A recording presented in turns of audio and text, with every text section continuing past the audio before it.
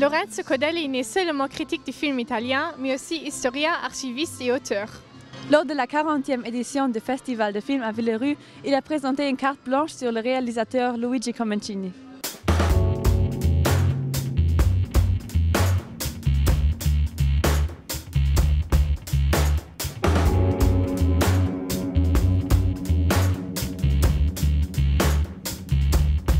Luigi Comencini était un grand réalisateur du film italien pendant les années 60 et 70.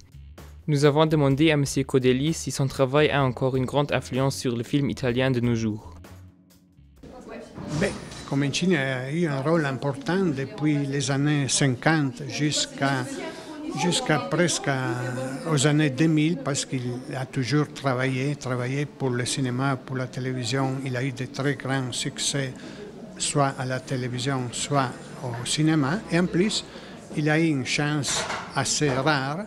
Il a engendré 4 filles, dont 2 sont devenues réalisatrices et sont aujourd'hui des plus importants cinéastes actifs en Italie. Donc il semble qu'il y a eu une résurgence du cinéma italien dans les dernières années.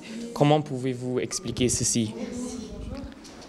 La résurgence, on la voit peut-être plus à l'étranger qu'en Italie, puisqu'en Italie, malheureusement, depuis de longues années, les meilleurs films italiens et les moins bons films italiens ont une carrière assez relative, tandis qu'à l'étranger et au festival, l'étranger, au prix Oscar, etc., certains des films italiens ont souvent plus de succès à l'étranger qu'en Italie. Donc, je ne vais pas dire qu'il y a une crise du cinéma en Italie, mais certainement, le public, surtout le public jeune qui va encore au cinéma, boude un peu trop le cinéma de notre pays.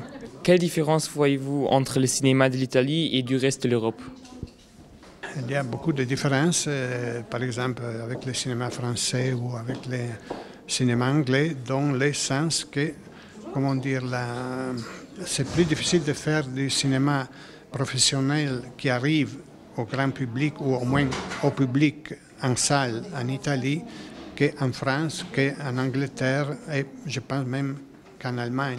Une question un peu plus bizarre, mais est-ce qu'il y a un réalisateur italien où vous pensez que c'est vraiment le meilleur?